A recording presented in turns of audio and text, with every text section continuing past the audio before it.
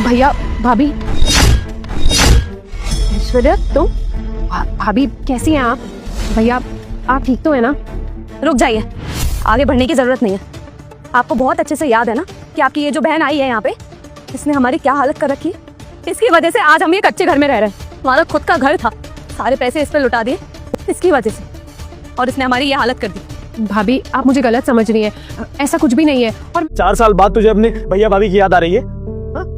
तेरे चक्कर में घर बेच दिया, यहाँ सड़कों पे रह रहे हैं हम लोग। ये देख, ये कच्चा मकान है हमारे पास।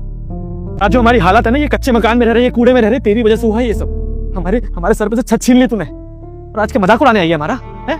मजाक बनाने आई है, ये सब दिखाने है कि कितना अच्छा कपड़ा पहन रखा है तूने और हम कहाँ रह गए झोपड़पट्टी में। भैया मैं मानती हूँ मैंने गलती की है, मैंने बहुत गलत किया है आपके और भाभी के साथ, लेकिन मेरा यकीन मानिए अब मैं सब कुछ सुधारने आई हूँ भैया।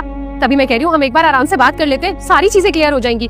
भाभी मैंने आपको हमेशा अपनी बड़ी बहन की तरह माना है, मैंने कभी ये नहीं समझा कि आप बाहर घर से आई है। मैंने हमेशा आपको अपना माना है भाभी, और मैं कह रही हूँ ना भाभी, हम आराम से बैठ के बात करते हैं, सब कुछ ठीक हो जाएगा। बस करो, तुम्हें क्या लगता है मैं तुम्हारी बातों में आ जाऊंगी? तुम्हें पता भी नहीं है कि तुम्हारे भाई ने और मैंने कितना भुगता है तुम्हारे जाने के बाद। तुम्हें पता भी है तुम्हारे जाने के बाद हमारा जो घर है वो बिक गया। घर भी नहीं था रहने के लिए, कोई काम नहीं था।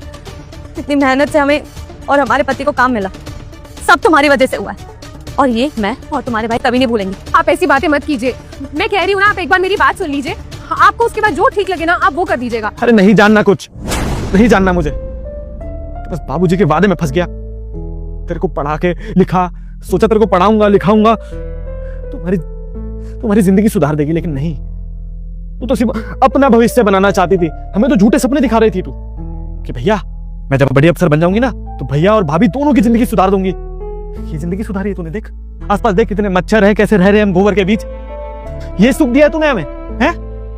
मेरे चक्कर में गांव का सारा जमीन बेच दिया, घर बेच दिया, तेरे को पढ़ाया लिखाया। चली जा यहाँ से, चली जा। यहाँ से चली जाऊंगी, पर एक बार आप मेरी बात। मैं संकट मोचन हनुमान हूँ, मैं तेरे सभी संकट दूर कर दूंगा। तू इस वीडियो को लाइक करके चैनल को सब्सक्राइब कर ले और कमेंट में जय श्री राम लिख दे।